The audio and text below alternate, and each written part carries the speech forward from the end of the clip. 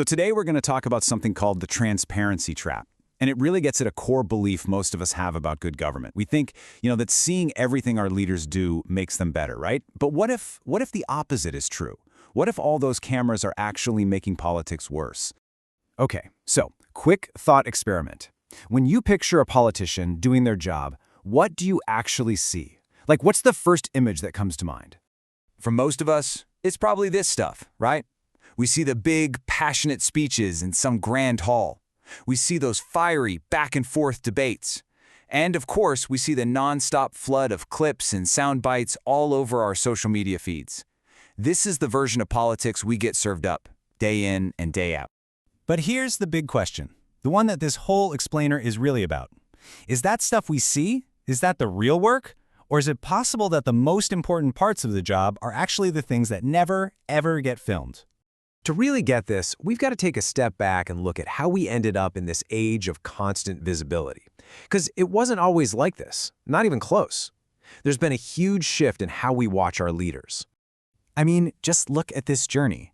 For most of history, Parliament was judged from a distance. You'd read about its results in the newspaper long after the fact. Then broadcasting came along, all in the name of transparency. And now we're in an age of total, absolute immediacy.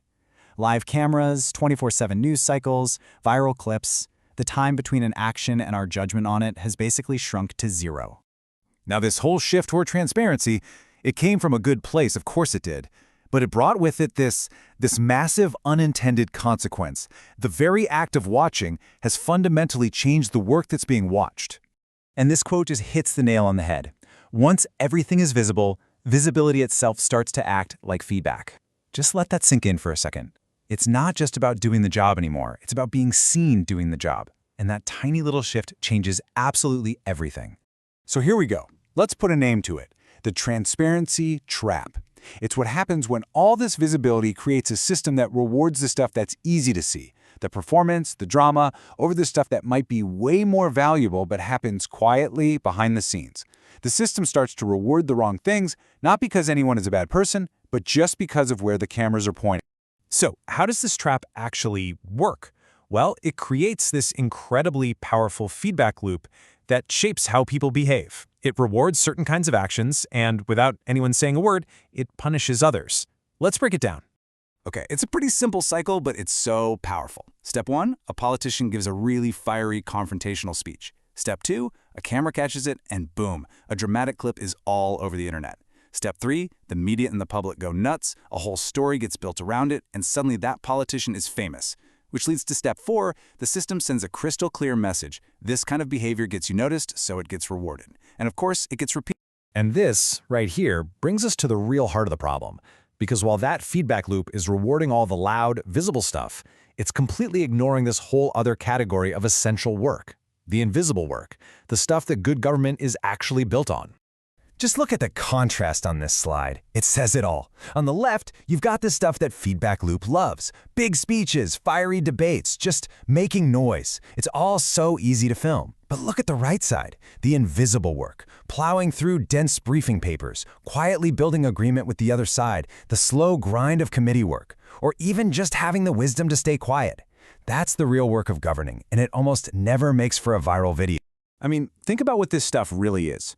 Challenging a flawed idea in a quiet committee room. Spotting one bad sentence in a 500-page bill that could have led to disaster. Patiently, carefully building an agreement that stops a crisis before it even starts.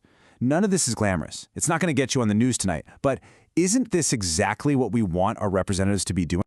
Now, if this whole dynamic is starting to feel a little bit familiar, that's because it totally is. The transparency trap isn't just a political thing. It's a pattern that pops up everywhere, especially in places where the really valuable work is hard to measure. You see it in the office all the time. Think about the whole remote work debate. How often do managers just fall back on what's easy to see? Who's logged in, who's talking in meetings, who looks busy?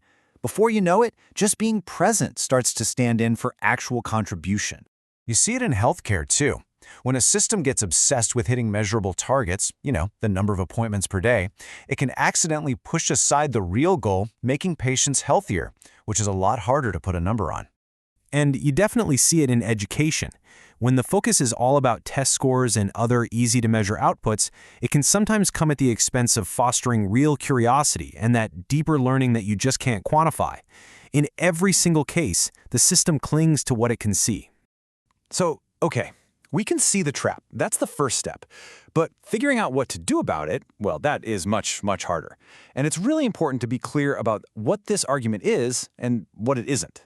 Let's be 100% clear here. This is not an argument for more secrecy. It's not a call to go back to some old smoke-filled room or to just turn off all the cameras. Transparency and accountability are absolutely vital for a democracy. That part is not up for debate. The real takeaway, the crucial point is this. We have to get better at separating what's visible from what's valuable. Visibility is not the same thing as work, and being present is not the same thing as making a contribution. The moment we confuse those two, the whole system starts to go sideways. And that leaves us all with a pretty big unanswered question. If our system of visibility is set up to reward performance over actual substance, then how do we, the public, know what to value? Maybe the first step isn't trying to change the whole system, but maybe it's about changing our own focus. Maybe it starts with us asking different questions. Not just who won that shouting match, but who was it that quietly built the consensus? That's the challenge the transparency trap leaves for all of us.